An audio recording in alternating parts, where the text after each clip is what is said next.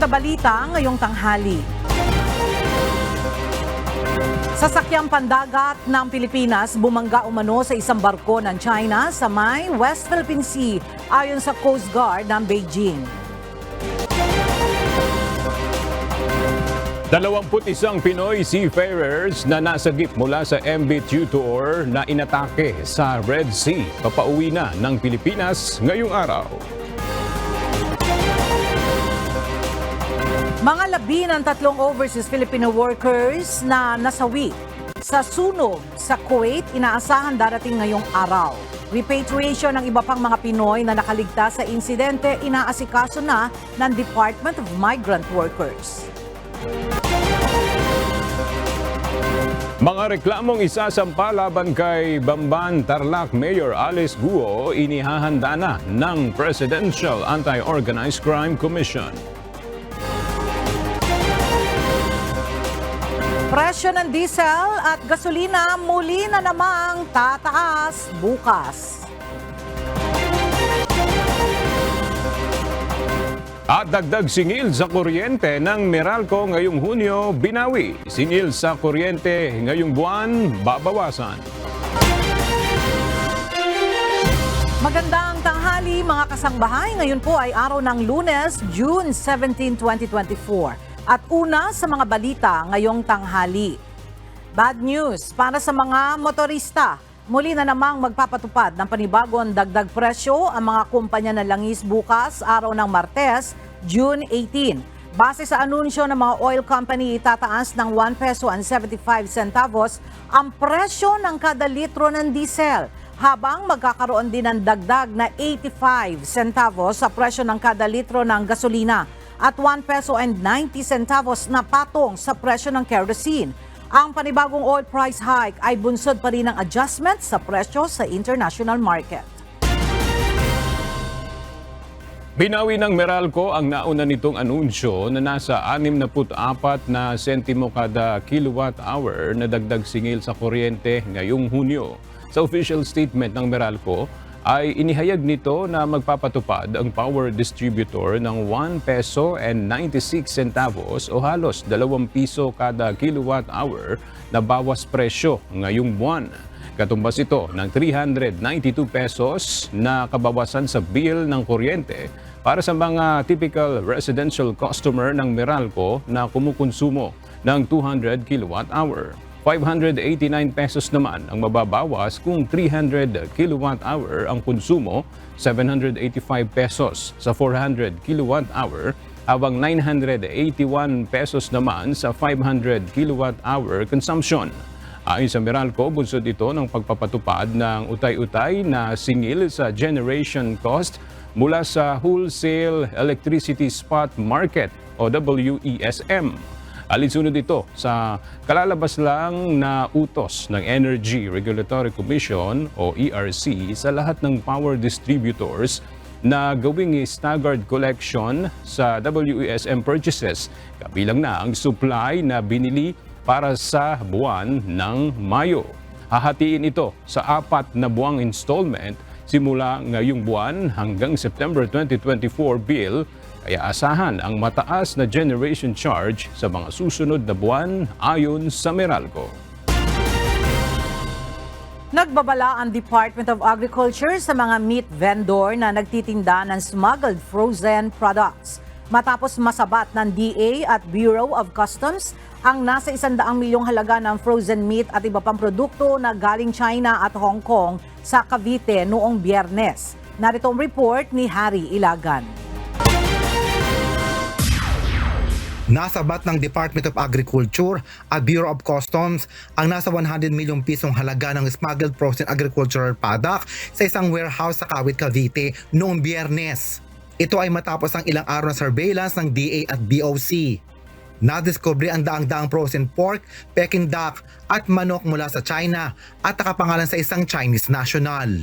Nakumpiska rin ang kahong-kahong sangkap na pang shabu-shabu tulad ng dumpling, siomai at frozen meatballs. Ayon kay Asek de Mesa, hindi rehistrado sa National Meat Inspection Service ang nasabing cold storage at warehouse. In violation ito ng Republic Act 10611, yung ating Food Safety Act, delikado ito kung ilalabas sa merkado at nagkaroon na naman ng initial na pag-usisa ang NMIS at nalaman na unfit for human consumption yung karamihan dito sa mga nakumpiska.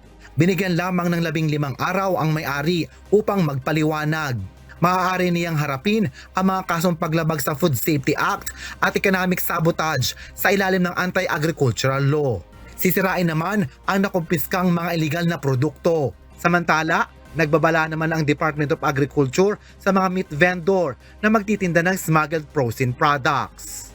Magsisilbi ito na warning sa mga gustong gumawa ng ganitong maling gawain na mahuhuli sa pakikipagtulungan ng mga sangay ng ating pamahalaan, ng DA, ng Customs, ng Coast Guard. Samantala, nagbabala naman ang Department of Agriculture sa mga meat vendor na magtitinda ng smuggled frozen product.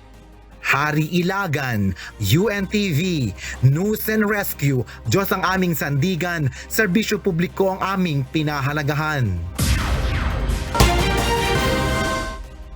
Prioridad sa third regular session ng 19th Congress ang 2025 proposed national budget ayon kay House Speaker Martin Romualdez. Samantala, nagpapatuloy naman ang negosasyon ng Kamara at Senado kaugnay ng panukalang amyendahan ang Rice Tariffication Law o RTL. Ang detalye sa ulat ni Rosa Licos. Nakatakda ng mag-umpisa ang ikatlong regular session ng Kongreso sa Hulyo.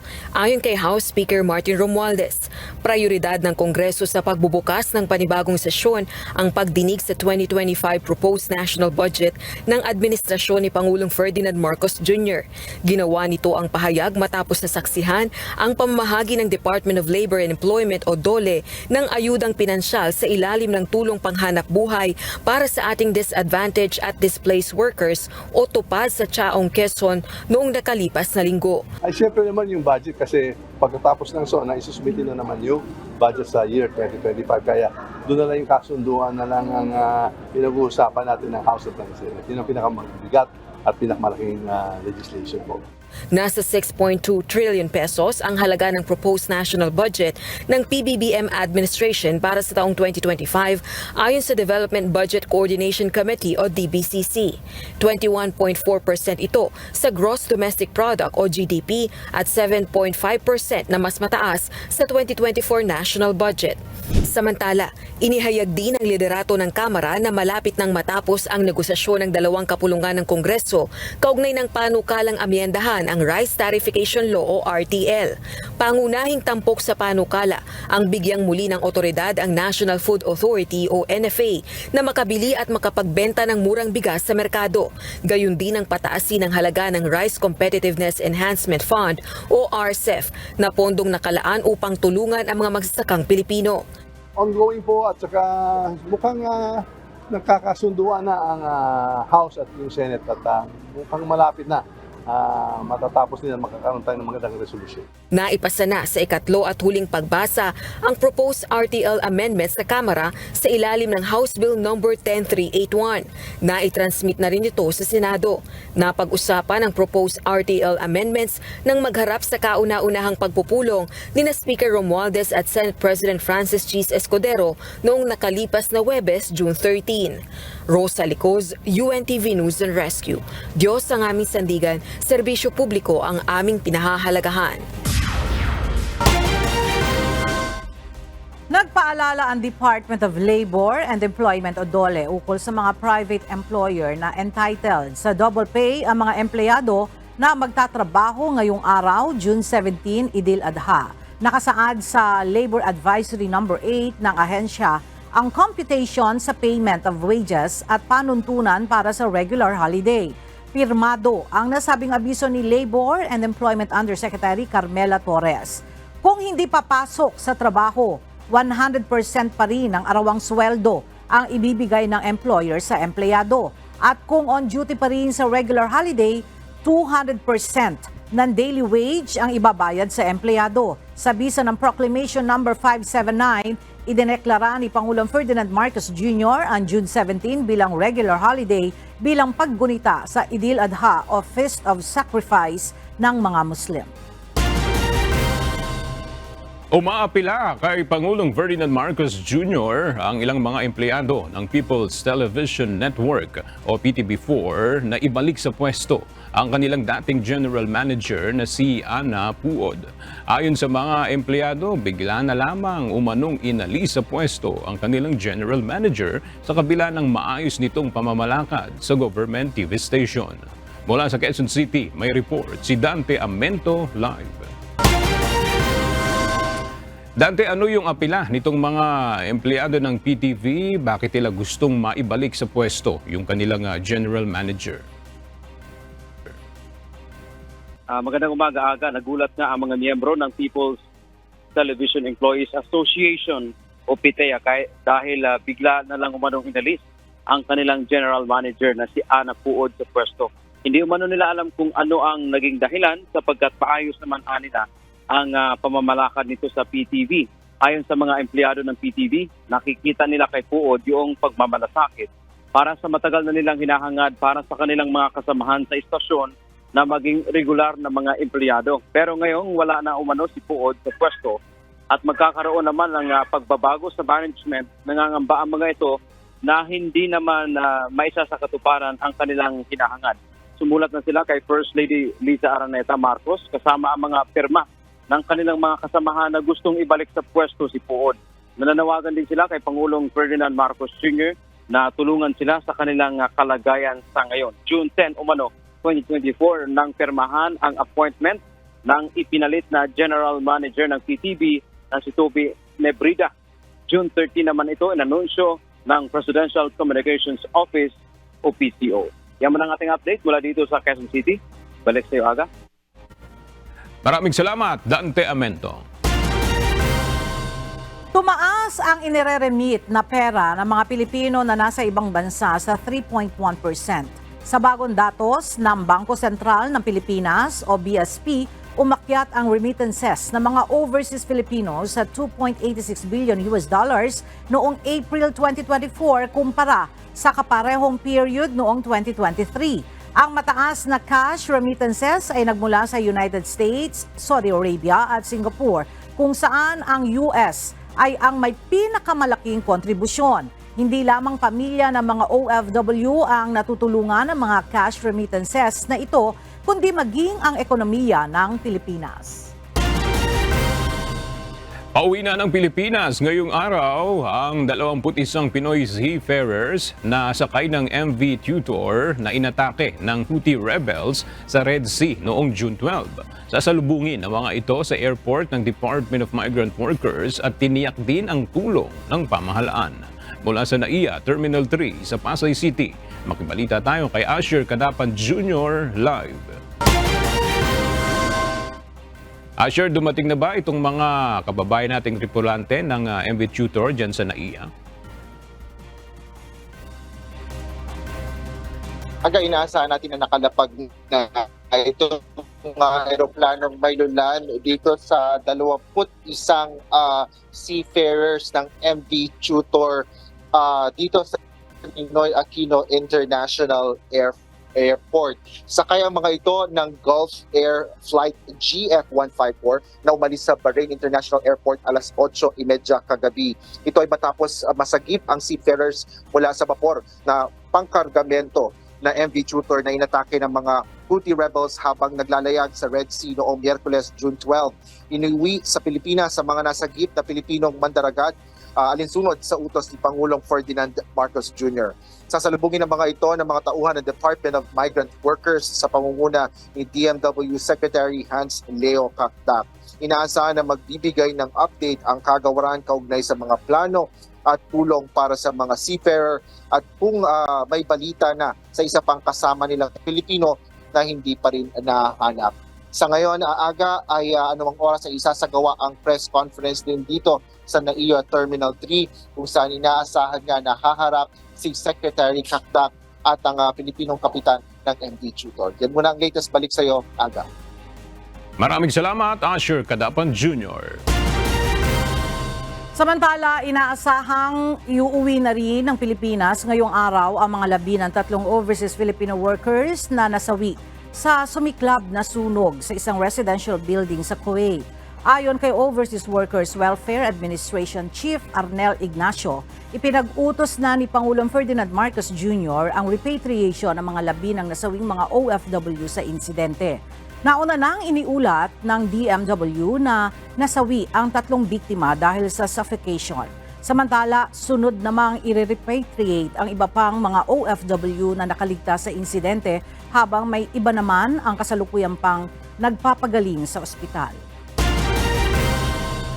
Sisimula na sa darating na July 15 ng Philippine Statistics Authority ang isasagawang 2024 Census of Population and Community-Based Monitoring System. Ito ay isang statistical activity upang i-update ang impormasyon sa populasyon at mapabuti ang social registry ng bansa. Mula sa Quezon City, makibalita tayo kay Jed Neresina live. Jed, ano-anong mga datos ba yung kakailanganin ng PSA dito sa isasagawang census? Aga, kasama nga sa mga kokolektahin dito sa nasabing census ay yung household population o bilang ng mga tao sa isang sambahayan. Kasama rin sa kokolektahin dito aga ay yung water, sanitation, hygiene ng bawat sambahayan, maging yung mga household characteristics at access sa public transportation ng ating mga kababayan ay kasama rin sa kokolektahin. Ilan lang ito sa pansambahayan at geospatial na datos na may kaugnayan sa edukasyon, trabaho, kalusugan, seguridad sa pagkain, mga pangunahing serbisyo at iba pa na target kuhanin ng PSA sa gagawing census. Ang mga impormasyon aga ay manggagaling sa mga lokal na pamahalaan, mga barangay at syempre dun sa mga sambahayan o household dito sa bansa. Ang 2024 POPS and CBMS ay gagamitin ng PSA upang mai-update ang bilang ng populasyon sa bansa at listahan ng mga posibleng benepisyaryo ng social protection programs ng pamahalaan. Isa na rito yung Pantawid Pamilyang Pilipino Program ng Department of Social Welfare and Development. Ang datos na makakalap ay gagamitin sa paggawa ng iba't ibang mga programa para maibsan ang kahirapan at tiyakin ang inklusibong pag-unlad ng ating ekonomiya. At noong nakaraang taon nga ay higit 117 million na ang naitalang populasyon sa bansa. Aga sa ngayon, naghahanap din ang PSA ng mga enumerators o yung mga nais makabahagi o tumulong dito sa nasabing census. Kaya yung mga nagnanais mag-apply ay makipag-ugnayan lang sa PSA provincial and regional offices para sa iba pang mga detalye. Ayan muna ang update. Balik sa'yo, Aga. Alright, maraming salamat, Jed Neresina. Pinabulaanan ng Department of Social Welfare and Development o DSWD ang kumakalat na video sa TikTok kung saan nagbibigay umano ang kagawaran ng educational assistance sa mga mag-aaral sa buong bansa. Pinapayuhan ang kagawaran ng publiko na huwag magpapaloko sa naturang post. Nilinaw rin ng DSWD na hindi sila nang hihingi ng personal information online para sa aplikasyon ng educational assistance dahil labag ito sa Data Privacy Act. Hinihikayat ang lahat na i-report ang account na Philippine Go Today sa TikTok na siyang nagpapakalat ng maling impormasyon tungkol sa programa at serbisyo ng kagawaran pati na rin ng ibang ahensya. Nagbanggaan sa West Philippine Sea ang isang barko ng Pilipinas at isang Chinese vessel malapit sa Spratly Islands ayon sa China Coast Guard. Inilabas ang ulat ng International News Agency na Agence France Presse. Batay sa pahayag ng Coast Guard ng Beijing, hindi umano pinansin ng Philippine replenishment ship ang maraming babala ng Chinese side. Lumapit pa umano ito sa Chinese vessel na dahilan ng banggaan. Tinulungan ng Philippine Coast Guard ang isang Chinese national na sakay ng isang Chinese vessel na sinasabing tumalon sa dagat noong June 10. Ayon sa National Maritime Center, nag-request ng medical evacuation ang nasabing Chinese vessel dahil kinakailangan itong dumaan sa karagatang sakop ng Zamboanga City upang maitawid ang pasyente na nagtamo ng sugat sa kanyang ulo. Agad namang idineploy ng PCG ang BRP Capones upang isagawa ang operasyon. Sa pagdating ng barko ng Pilipinas, agad na inilipat ang pasyenteng Chinese upang maihatid sa pinakamalapit na ospital. Habang nasa biyahe, nilinis pa ng medical personnel ng Coast Guard ang tinamang sugat ng biktima. Ayon sa PCG, ang matagumpay na medical evacuation ay patunay lamang na nananaig pa rin ang kooperasyon at pagtutulungan ng mga bansa sa oras ng krisis. Nakatakdang magpulong bukas, June 18, ang Presidential Anti-Organized Crime Commission upang pag-usapan ang isasampang reklamo laban kay Bamban Tarlac Mayor Alice Guo at iba pa. Ayon kay PAOK spokesperson Winston John Casio, tatalakayin nila kung paano palalakasin ang criminal charges na plano nilang i-file sa Biyernes laban sa alkalde sa Department of Justice. Malakas din ang paniniwala ng ahensya na may matitibay silang ebidensya laban kay Mayor Guo na lumalabas na nakapirma sa maraming dokumentong may kaugnayan sa ni-raid na Philippine offshore gaming operators sa kanyang bayan. Iniimbestigahan na rin nila ngayon ang posibleng kaugnayan ng mga iligal na aktibidad sa sinalakay na Pogo Hub sa Bamban at Porac, Pampanga. Hindi prioridad ng bagong talagang pinuno ng Police Regional Office 11 na si Police Brigadier General Nicolas Torre III ang paghuhuli kay Kingdom of Jesus Christ leader Apollo Kibuloy. Ayon kay Torre, fully aware siya sa kinakaharap ng issue ng PNP sa rehiyon pero hinihintay pa niya ang specific order mula sa PNP headquarters. Narito ang report ni Lalaine Moreno.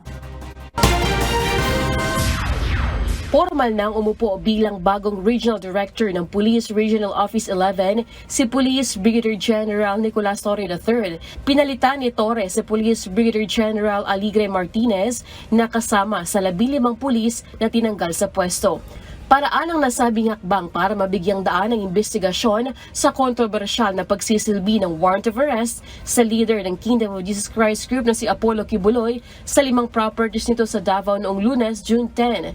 Sa turnover ceremony na ginanap kahapon June 16 sa Davao City, sinabi ni Torre na alam nito ang mga isyong kanyang haharapin, kabilang narito ang paghahanap kay Kibuloy at sa 5 pang kapwa niya akusado. Pero sa ngayon, pangunahing prioridad niya bilang bagong Regional Director ng PRO 11 ay ang peace and order, control crimes at law enforcement. Anya, hinihintay pa nito ang special order mula sa headquarters ng pambansang pulisya. Hindi yan ang primary mission ko, kaya hindi yan ang magiging center ng focus ko ngayon sa ngayon. Ha? Dahil there's a national headquarters that's still looking on that. I'll wait for the specific orders, no? I'll wait for the specific instructions. But right now, ang sabi ko sa inyo, PNP mission muna. Handa naman itong harapin ang mga kasong isasampa ni dating Pangulong Rodrigo Duterte laban sa mga pulis na may kinalaman sa paglusob sa mga compound ng KOJC Group. Ilan naman sa mga proyekto na plano niyang ipatupad sa Davao City ang 3-minute response time. Ito ang programa ng PNP kung saan sa loob ng 3 minuto magre-responde ang mga pulis sa anumang reported crime sa mga residente gamit ang mobile application. Samantala, tiningnan din ni Torre ang moral ng mga pulis lalo na ang tinanggal sa kanilang pwesto. I'll look into it and let's see what I can do to ensure that the morale of the people here will be on the level na they will still be happy working for the Philippine National Police. Kabilang si Police Brigadier General Nicolas Torre III sa PNPA tagapaglunsad Class 1993 at dating Director ng PNP Communications and Electronic Services at Quezon City Police District at former DRDO ng National Capital Region Police Office o NCRPO at Police Regional Office ng Mimaropa Region. Lalaine Moreno, UNTV News and Rescue. Diyos ang aming sandigan, serbisyo publiko ang aming pinahahalagahan. Hindi bibigyan ng special treatment ng Police Regional Office 11 si Apollo Kibuloy. Ayon sa bagong hepe ng Pro 11 na si Police Brigadier General Nicolas Torre III, ituturing nila ang religious leader gaya ng pagtrato sa iba pang akusado na may nakabimbing arrest warrant. Tiniyak naman ito na magiging patas siya sa paggawa ng kanyang trabaho at makakaasa ang lahat na paiirali nila ang hustisya sino man ang kanilang aarestuhin. Inihayag ng Land Transportation Office o LTO na meron na silang hawak na listahan ng mga dealer na mapapatawan ng sanction dahil sa delay sa pag-i-issue ng plaka at ORCR ng mga sasakyan. Ayon sa LTO, hihigpitan nila ang pagpapatupad ng polisiya sa itinakdang panahon kung kailan dapat ma-issue ang plaka at ORCR sa mga may-ari ng sasakyan at motorsiklo. Mula sa Quezon City, alamin natin na detalye kay JP Nunez live. JP, ano ba ang parusa doon sa mga dealer na hindi agad nakakapag-issue ng plaka at ORCR?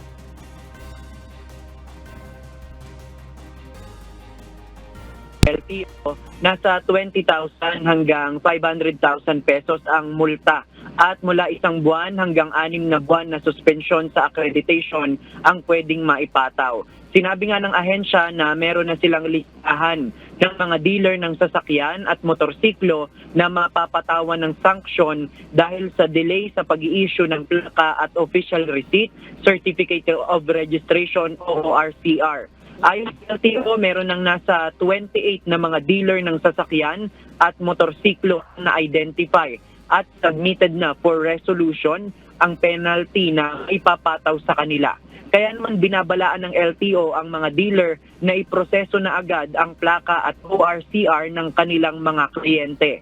Batay sa guidelines ng LTO, dapat within 11 days lamang ay mai-issuehan na ng plaka ang mga bagong sasakyan at motorsiklo. Inihikayat naman ng LTO na isumbong sa kanilang ahensya ang mga dealer na lalabag sa patakaran. Ang hakbang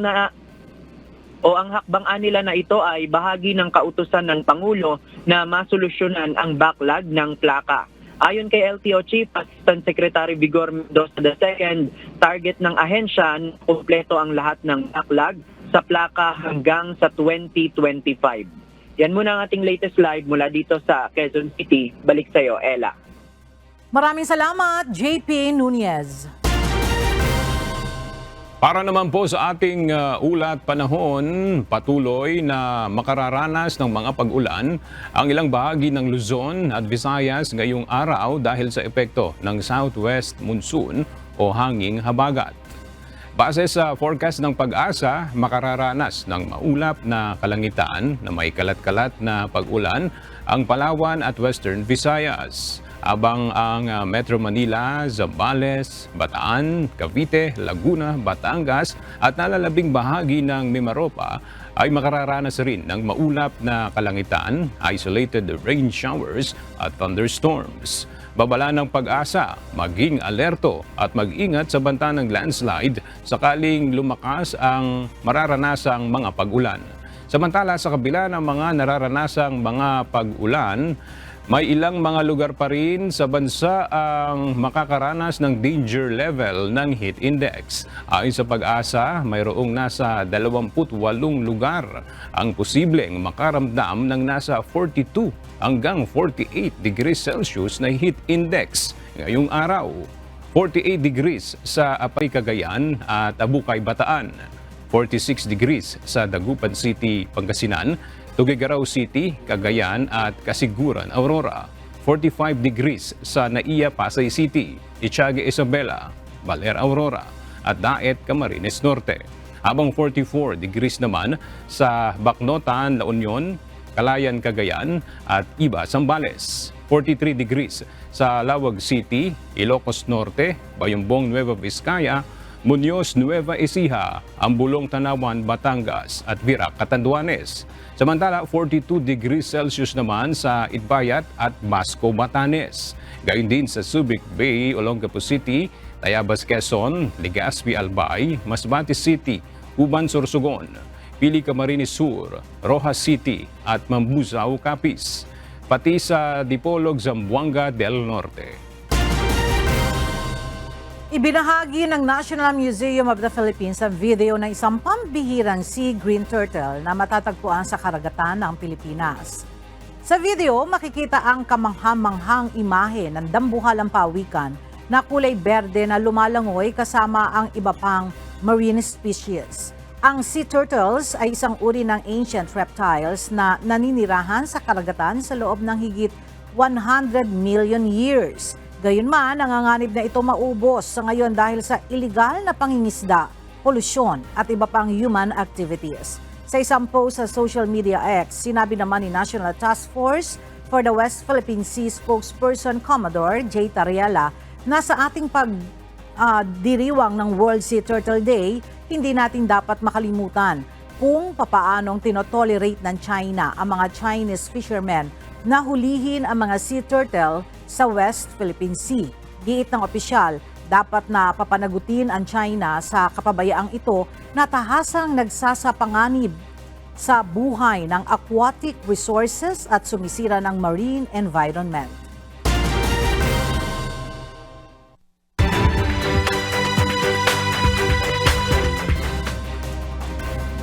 Umani ng iba't ibang batikos mula sa publiko ang 250 pesos na congestion fee na sisingilin sa mga pribadong sasakyan at bisita na papasok sa Central Business District ng Baguio City. Nilinaw naman ni Baguio City Mayor Benjamin Magalong na suwestyon lamang ng lokal na pamahalaan ang nasabing bayarin. Narito ang report ni Grace Doctolero. Problemado ang residenteng si Jesus Ambi na bumabiyahe sa Central Business District ng lungsod ng Baguio araw-araw. Pinangangambahan nito ang magiging epekto kung sakaling ipatupad ang mungkahing 250 congestion fee na sisingilin sa mga pribadong sasakyan at bisita na papasok sa Central Business District.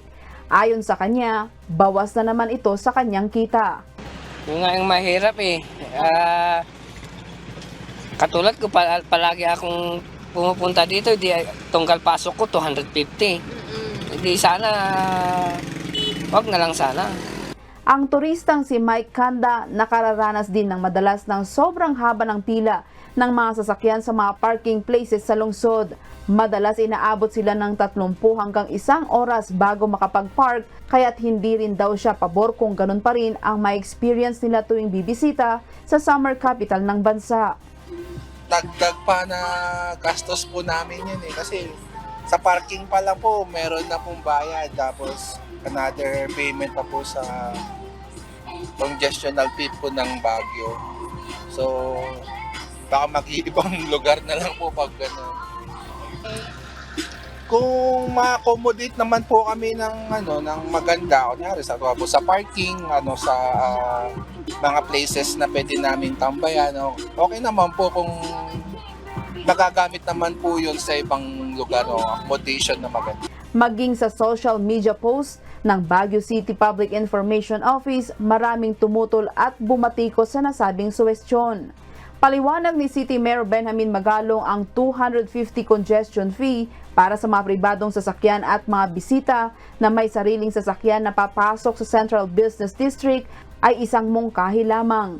Binigyang diin ni Mayor Magalong na hindi pa ito pinal at hindi pa ito ipatutupad dahil hihingin pa ang pananaw ng publiko at mga stakeholder at dadaan pa ito sa maraming proseso at pag-aaral. Inihayag ni Magalong na marami ang hindi nakaintindi sa unang impormasyon kung saan inakala ng ilan na maniningil na ang lokal na pamahalaan ng Baguio. Government is to advocate for citizens' participation. Kaya nga nagkakaroon ng several meetings, ine-explain lahat para marinig ng tao ano ba yung purpose. At hindi lang yung 250, this is just a proposal. Hindi pa final yan. Kaya nga tuloy-tuloy ang stakeholders engagement. Tiniyak ng alkalde na magbibigay sila ng iba pang option o mungkahi kung hindi ito magugustuhan ng publiko. Bahagi ng proposed Smart Urban Mobility Project ang congestion fee na kasalukuyang pinag-aaralan ng lokal na pamahalaan na may layuning mabawasan ang mahaba at mabigat na daloy ng trapiko sa City of Pines. Premature pa lang yung mga lumalabas na mga information. Magkakaroon pa ng series of engagement para lalong ma-explain sa tao. Ano ba yung buong component niyan? Kasi ang buong component niyan is unang-una yung artificial intelligence na traffic management. Diba? Second is yung parking management. Ipinapatupad na ang nasabing sistema sa iba't ibang bansa kabilang ng Singapore, London at New York bilang solusyon sa mabigat na daloy ng trapiko. Grace Doctolero, UNTV News and Rescue. Diyos ang aming sandigan, serbisyo publiko ang aming pinahahalagahan. Pinagkalooban ng Department of Social Welfare and Development ng Family Food Packs ang mahigit sa 1,000 mga magsasaka sa Bicol Region na naapektuhan ng matinding tagtuyot sa kasagsagan ng El Nino. Para sa detalye, makibalita tayo kay Jerry Galicia live. Jerry, apektado pa rin ba ng tagtuyot ang mga bukid dyan ngayong nagsimula na ang tag-ulan sa bansa?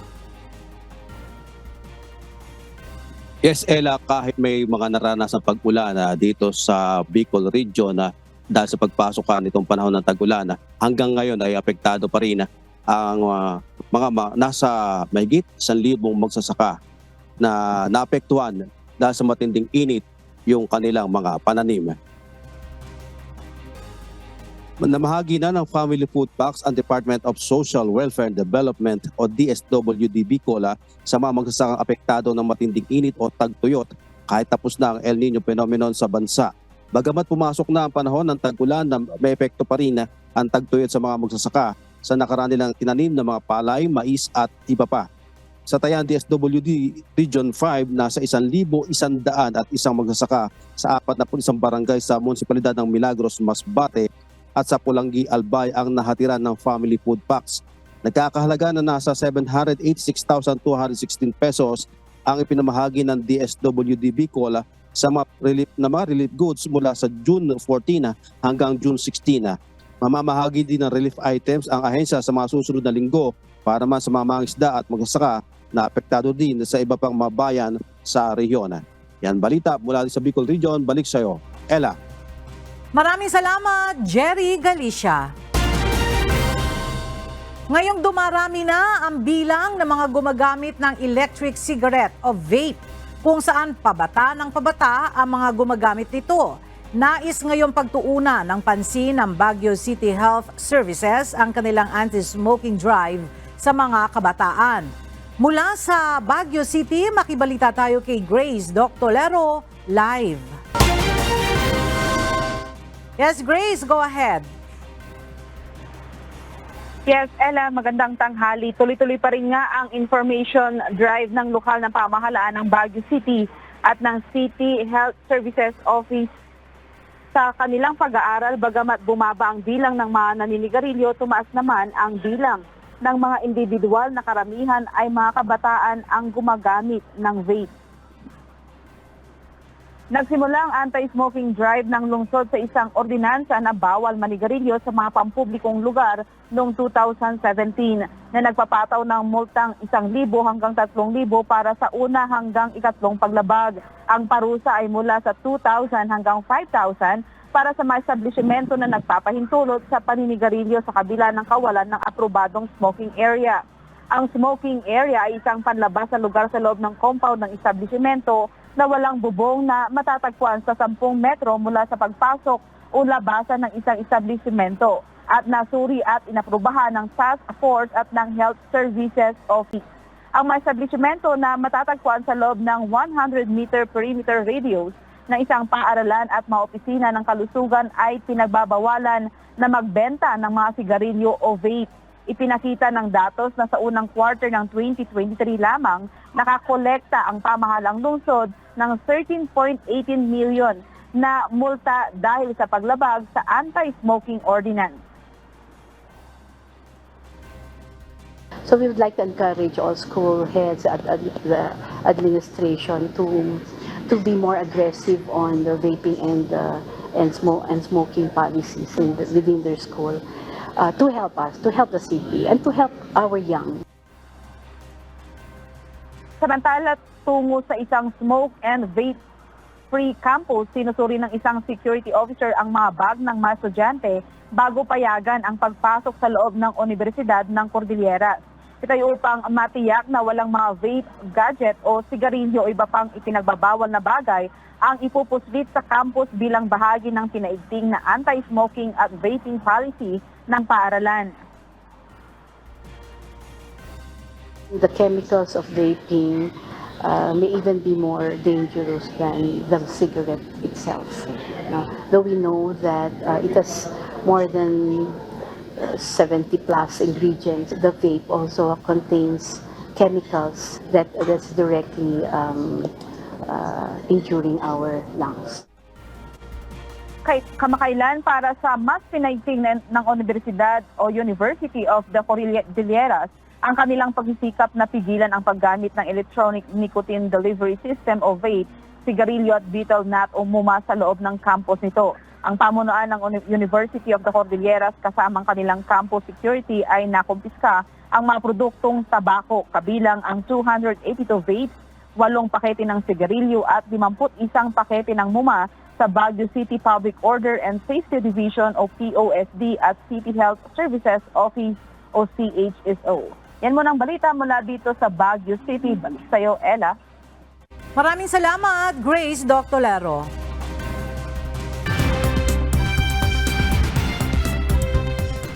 Nasa 28 tao ang nasagip ng emergency cruise sa Oaks Park, Oregon, USA matapos mag-malfunction ang sinasakyang amusement park ride.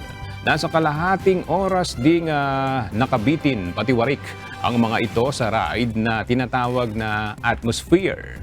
Nag-ooperate ang ride na tila pendulum. Batay sa Portland Fire and Rescue, nakipagtulungan ang firefighters sa mga engineer sa Oaks Park upang maibaba manually ang ride. Ligtas namang nai-evacuate ang lahat ng riders at walang ulat ng injuries. 14 na Jordanians at Iranian pilgrims ang nasawi habang nasa Hajj pilgrimage sa Saudi Arabia bunsod ng matinding init ng panahon. Isa ang Hajj sa pinakamalalaking religious gatherings sa mundo.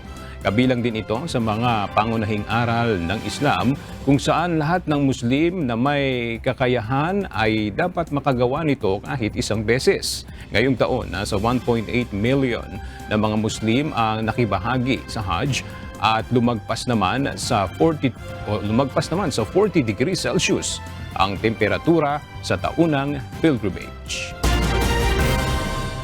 Bilang paggunita sa Father's Day, binati ni Britain's Princess Kate ang kanyang asawa na si Prince William sa pamamagitan ng pagbahagi ng isang larawan kasama ang 3 anak. Kuha ang litrato ng British Princess sa Norfolk William noong nakalipas na buwan. "We love you, Papa. Happy Father's Day," ang nakalagay sa caption ni Princess Kate. Kasama sa larawan ni Prince William ang mga anak na sina Prince George, Princess Charlotte at Prince Louis na pare-parehong naka-blue top. Posted ni Princess Kate ang picture kasunod ng unang official public appearance nito sa Trooping the Colour matapos ma-diagnose na may cancer.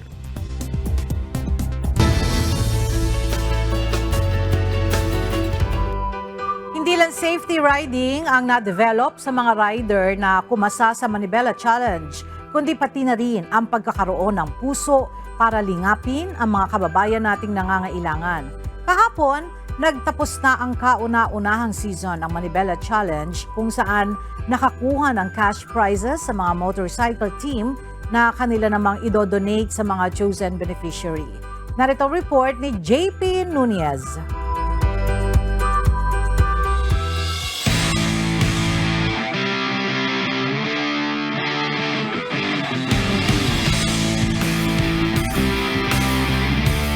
Isinagawa ng kahapon, June 16, ang awarding sa kauna-unahang Manibela Challenge na konseptong binuo ni Kuya Daniel Razon para ma-develop ang safety riding skills sa mga gumagamit ng motorsiklo.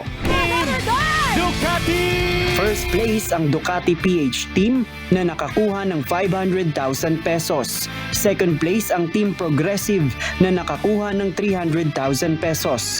Third place ang Discar team na nakakuha ng 200,000 pesos. Habang ang Team Triumph at combined group ng Motor Clyde team at Triumph ay nakakuha ng 100,000 pesos at 50,000 pesos. Ang mga premyong nakuha ng kada team sa Manibela Challenge ay direktang mapupunta sa kanilang chosen beneficiary at lahat ng yan ay tax-free. Kaya naman hindi lang skills sa pagmumotorsiklo ang natutuhan ng mga rider, kundi pati na rin ang paglingap sa mga nangangailangan. Idodonate naman ng Ducati PH Team ang kanilang napanalunan sa isang institusyon na tumutulong sa pagpapagamot sa mga batang lumalaban sa iba't ibang uri ng cancer. I'm very happy that what we do for fun was able to help some charities, which on our team we chose 2, Bahay Aruga and Black Nazarene. So we're happy na ang benefit nito, actually nag-enjoy na kami. Tapos, kung ano pa yung price, i-donate pa namin sa charity.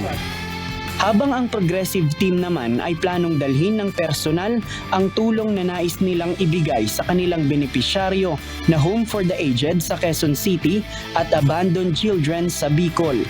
Mga senior citizen, kawawa rin, hindi nabibigyan ng suporta, tapos pangalawa, hindi rin nabibisita ng mga mahal sa buhay. Siyempre tayo, may magulang din tayo, maparamdam din natin sa mga matatanda yung pag-aruga natin, maski pa paano. Yung mga bata din naman sa Bicol, yun din, gusto natin bigyan ng toys, ng mga pagkain, books. Ang Discard Team ay tutulong sa mga matatanda na nangangailangan ng tungkod at wheelchair. Ang Team Triumph naman ay tutulong sa isang institusyon na sumusuporta sa mga kalalakihang may mental health condition. It's a group, yung advocacy nila that helps with men's mental health, yung they support yung sa prostate cancer, so anything about men's health. Ayon naman sa founder at CEO ng Lingap Balen na benepisyaryo ng combined team ng Motor Clyde at Triumph, sobrang laking tulong na nang nakuha nilang 50,000 pesos para maipambili ng pagkain at gamot ng nililingap nilang mga matatanda at kabataan. The abandoned kids right now, and the senior citizens that I am taking care of right now are 3,800 in the whole nationwide. So maraming maitutulong itong naibigay sa amin ni Motor Clyde for continuing, no, or mapapalaki pa yung scope ng aming foundation. Lagi po kaming may component ng charity. Kaya po, kung inyong aalalahanin itong Manibela Challenge, alalahanin din po ninyo na ito isang charitable works na gagawin po namin through you. Kayo po kasi ang magbibigay dun sa mga beneficiary ng mapapanalunan ninyo. Sobrang natutuwa po ako kasi dahil sa initiative nyo na ito, alam ko po na mas marami pa tayong taong matutulungan dito sa ating community. At the same time, nakita nyo naman po yung samahan ng mga riders talagang nag-bond. Samantala sa individual female category naman, nasungkit ni Tasha Revabe ang first place mula sa Team Triumph. Second place naman ang 14-year-old motocross rider na si Shana Tamayo. At third place ang 15 years old na anak ni Manibela TV show co-host Alfred Watermax na si Jurella Sai Maximo. Hindi pa inaasahan so binigay ko lang yung best ko at saka lahat ng natutunan ko sa pagpa-practice. In-adapt ko lang during the race last Thursday. So thanks God naman, nakuha ko naman yung best time sa lahat ng lady rider na sumali. Quite satisfied din naman as being the youngest rider and it's my first time. I'm quite satisfied pero I think I'm capable of doing more. Actually po, hindi ko po talaga inaasahan to since hindi naman po talaga ito yung inaasahan ko. Ang expect ko lang po is wala. Kasi gusto ko lang po talaga mag-enjoy and maka-experience ng mga bagong challenges. But I am so thankful kasi nakakuha ko ng third place. Sa male category, first place ang Korean rider na si Woo Kyung-sun. Second place ang tinaguriang Willie King ng Pilipinas na si Kaloy Gaston. Habang third place naman ang rider at coach na si Sam Tamayo.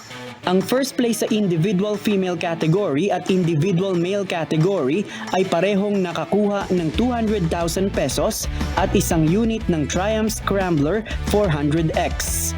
Triumph Engineering or Motorcycles Engineering came up with Scrambler 400X, which is a more gentler bike for all road, on and off road terrain as well.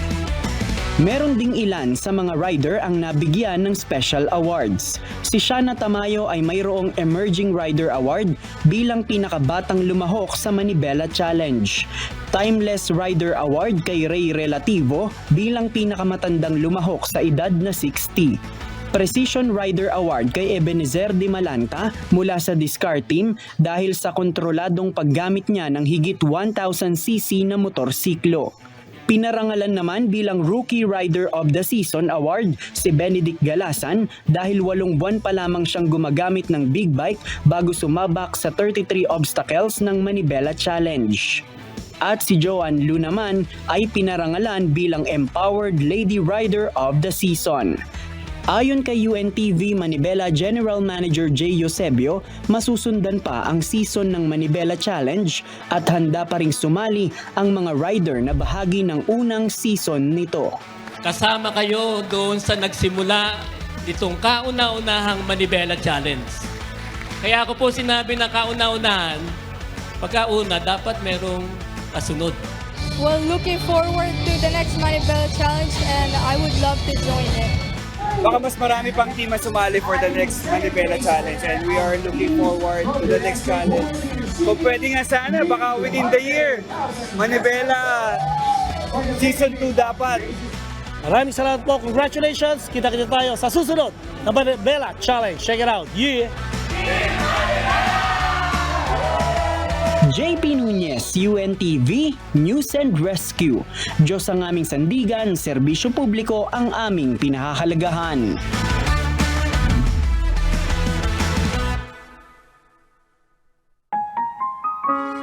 At sa ating pong iiwang mga salita ng Diyos na ating sandigan mula sa Aklat ng Awit, Kapitulo 37, versikulo 25 na nagsasabi, Ako'y naging bata at ngayoy matanda. Gayon may hindi ko nakita ang matuwid na pinabayaan, ni ang kanyang lahiman ay nagpapalimos ng tinapay.